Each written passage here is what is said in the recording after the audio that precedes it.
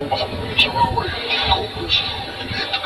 akong pakialam kahit sinabas lang. Kapag kinanti nila mga kaibigan mo, ang nagpapakot.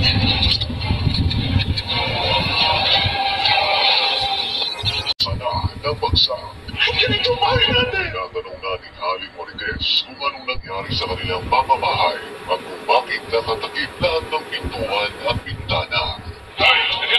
Sa paglabas ni Rigor de Fatima at nagtataka ito kung bakit nakalabas na si Marites sa presinto ng Ilya.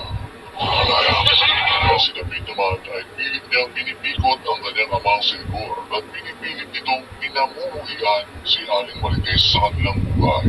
At sasabihin na naman ito at ang dahilan kung bakit nakalabas ang kanyang nanay sa bilibid ng ganong kadali na lang.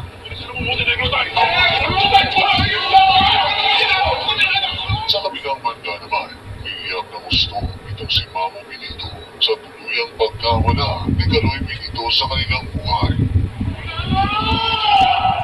Di makapaniwala itong si Fatima sa mga nangyari sa kanyang kuya Kaloy at kung bakit sila iniwan ito ng mas maaga pa.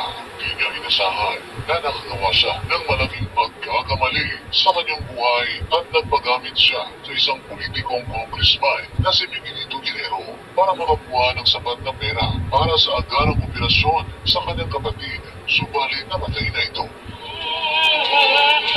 Pati ba yan ng Sikmura?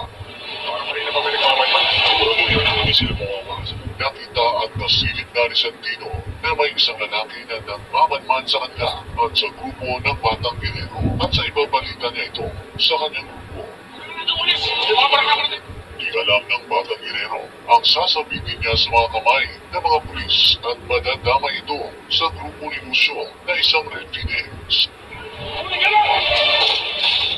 Sinasabi ni Paring Edwin na kayang-kaya nila ang mga kapulisan na ito at di nila ito uurungan kahit anumang mangyari dahil sila ang tinaguriang Red Phoenix ng Quiapo.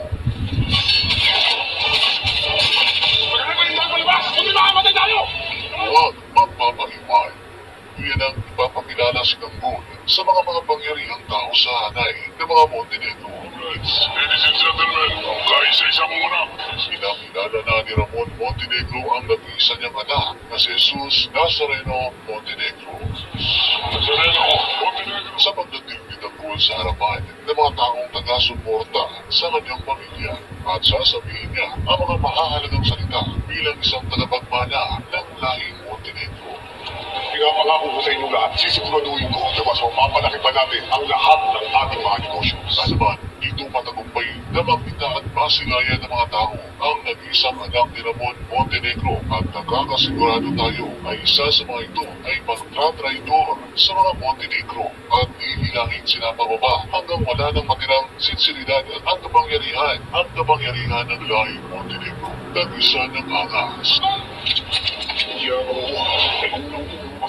Sa nangyaring pag-iinsulto ni Benito kay Ganggol, sinabi na ni Ramon na isa siyang lahing Guerrero. Wala akong pakialam naman, walang pakialam si Ganggol kung sino man ang kanyang makakaharap at makakalaban at kung makapangyarihan pa sila at kung gagalawin nila ang tropa ni Ganggol ay isasama ni Ganggol ito sa impyerno. Hindi nila mga kaibigan mo ang nagkakakaan. Nagpakitang gilas na si Ganggol sa harapan mismo ng pamilya Guerrero. Kaya naman, tinanggalan niya ng magasin at binigay niya pabalik ang naturang baril ni Miguelito bilang isang respeto sa papa niyang si Ramon Montenegro at sa lolo niyang si Julio Montenegro.